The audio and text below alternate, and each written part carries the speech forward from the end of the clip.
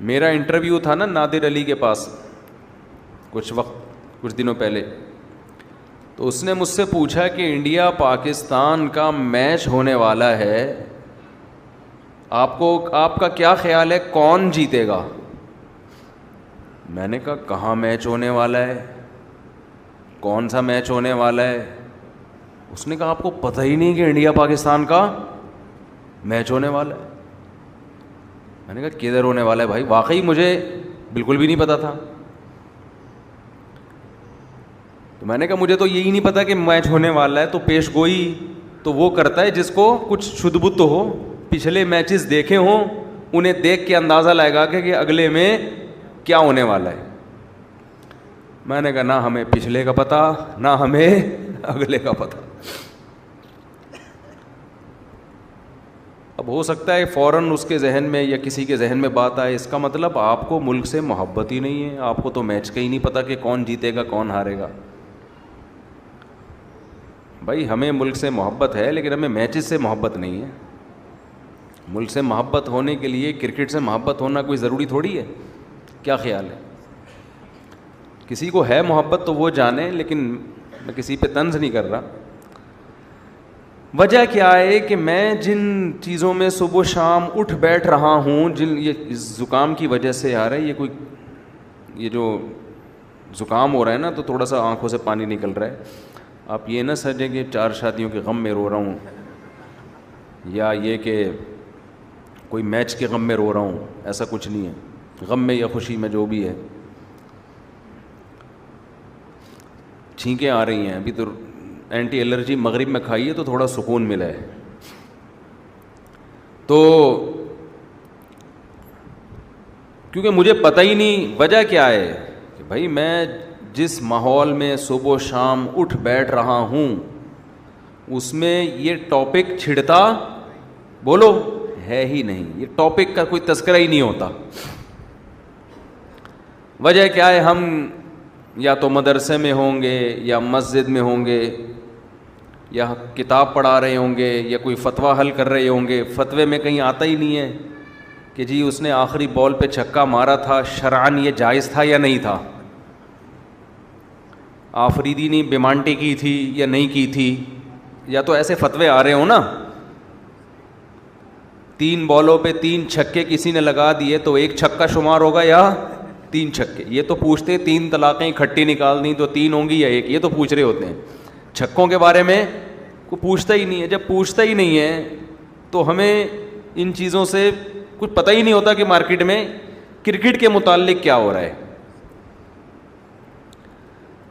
حالانکہ ہم لوگوں سے ملتے بھی ہیں, لیکن جن لوگوں سے ملتے ہیں, کوئی ڈاکٹر ہوگا, کوئی پروفیسر ہوگا, تو میں اس شعبے سے متعلق بات چیت شروع کر دیتا ہوں. کھلاڑی تو بہت کم آتے ہیں نا, ٹوٹل کتنے کھلاڑی ہوں گے پاکستان میں؟ جتنے بھی ہوں گے تو وہ بھی ملتے ہیں, لیکن سال میں 1 آدھ دفعہ ملاقات ہو گئی.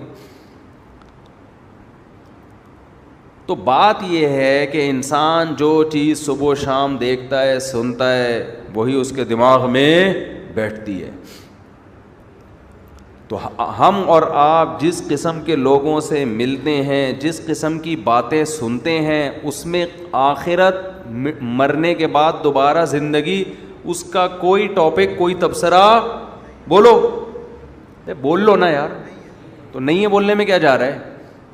کوئی ہوتا ہی نہیں ہے تبصرہ.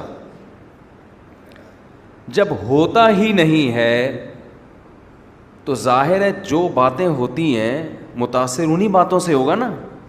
تو اس کا نتیجہ کیا نکلتا ہے؟ آہستہ آہستہ آہستہ جب ایک دن ایک بات سنے گا, 2 دن سنے گا, 3 دن, 10 سال, 15 سال, 20 سال, 30 سال ایک جیسے ٹاپک سن کے, اور جن کا سب کا تعلق دنیا سے ہے, تو دنیا ہی اس کے دماغ میں ٹھسے گی کہ نہیں ٹھسے گی؟ اس لیے پھر اس کو یہ باتیں کہ موت کے بعد حساب ہے, ہم آئے آخرت کے لیے, یہ باتیں عجیب سی لگتی ہیں اس کو. تو جو باتیں بار بار سنتا ہے نا اس سے متاثر ہوتا ہے. میں یہ بات بتا رہا تھا, وہ اکثر میں اس پہ ایک چٹکلا بھی سناتا ہوں. ایک گاؤں میں ایک بندہ تھا, اس کو کسی نے جا کے کہا کہ تو یہاں بیٹھ کے کیا کر رہا ہے, تجھے پتا نہیں ہے تیری بیوی بیوہ ہو گئی ہے, تو گھر جا. اس نے کہا کم بخت, میں زندہ ہوں تو میری بیوی بیوہ کیسے ہو گئی؟ میری بیوی بیوہ کیسے ہو گئی؟ وہ چلا گیا بندہ، اتنے میں دوسرا بندہ آیا، کہنے لگا یار تو یہاں گاؤں میں بیٹھا ہوا کنواں کھود رہا ہے، نہر بنا رہا ہے، تجھے پتہ ہی نہیں کم وقت ادھر تیری بیوی کیا ہو گئی ہے؟ بیوہ۔ اس کو پھر غصہ آیا، تھوڑا کم غصہ آیا، پہلے تو بہت آیا تھا، تھوڑا کم آیا، یار میں جب زندہ ہوں تو میری بیوی بیوہ کیسے ہو گئی ہے بھائی؟ پھر تھوڑی دیر میں تیسرا آدمی آیا، ابے تو یہاں بڑے آرام سے خربوزے کھا رہا ہے بیٹھ کے، کم بخت تیرے گھر میں ماتم مچا ہوا ہے۔ کہہ رہے کیوں ماتم ہو گیا؟ کہہ رہے تیری بیوی بیوہ ہو گئی ہے۔ اب ہر تھوڑی دیر میں ایک بندہ آ کے نا، بحریہ ٹاؤن، ناظم آباد، پیسہ، 2 کروڑ تنخواہ، 1 کروڑ بزنس، سب کو پتہ ہے کہ ابے ہم روزانہ جنازے پڑھ رہے ہیں، روزانہ لاشیں اٹھ رہی ہیں، قبرستان بڑی اسپیڈ کے ساتھ بھرتے چلے جا رہے ہیں۔ کراچی کے قبرستانوں میں، اتنے بڑے بڑے قبرستانوں میں قبر میں بندہ رکھنے کی جگہ نہیں ہے۔ بحریہ ٹاؤن جتنی اسپیڈ سے آباد ہو رہا ہے نا، قبرستانوں کے آباد ہونے کا ریشو اس سے 10 گنا زیادہ ہے۔ تو اس لیے میرے بھائی بار بار بار بار بار بار سوچا کرو، کہاں گئے اتنے بڑے بڑے لوگ؟ آج کوئی جیتتا ہے نا، ہار جیت ہوتی ہے، جیتنے والا کتنا خوش ہوتا ہے۔ کسی ایکٹر کی فلم ہٹ ہو جائے، کسی ایکٹر کی فلم ہٹ ہو جائے، کسی کوئی کھلاڑی فائنل میچ جتوا دے، 8-10 چھکے مار دے، صحیح ہے نا، اور اس کی وجہ سے میچ، ہم نے تو جاوید میاں کا آخری چھکا یاد آتا ہے نا، شارجہ تھا، اس نے آخری چھکا لگایا، وہ بھائی ہم بھی 2 فٹ کلابازیاں کھا رہے تھے بھائی، اس کے بعد بڑی عزت ہوئی جاوید میاں کی، اللہ عزت دے۔ اور لیکن جاوید میاں کی عزت ہوئی الحمدللہ، اللہ دے اور عزت، لیکن کیا ہے جب مر جائیں گے تو کیا ہوگا؟ اس سے بڑی بڑی عزت لوگوں کو اللہ نے دی ہے۔ 2 چیزیں سوچ لیا کریں، قارون سے زیادہ عزت ہم نہیں کما سکتے، اس کے پاس اتنا پیسہ، اتنا پروٹوکول تھا نا، کہ جب وہ اپنے جاہ و جلال کے ساتھ نکلا تو لوگ کیا کہتے تھے؟ یا لیتنا مثل ما اوتی قارون، یار اس آدمی کو، لوگ مجھے بتا رہے ہوتے ہیں مفتی صاحب اس لڑکے کی ایج دیکھو اور اس کے پاس پیسہ دیکھو، اس ایج میں خدا نے اس کو اتنا نوازا ہے، ایسا لوگ مجھے بتا رہے ہوتے ہیں۔ ایسی ایج ہے، 24 سال کا لڑکا کروڑوں میں کھیل رہا ہے، بزنس شروع کیا نا 4 سال پہلے، کروڑوں روپے کا مالک بن گیا۔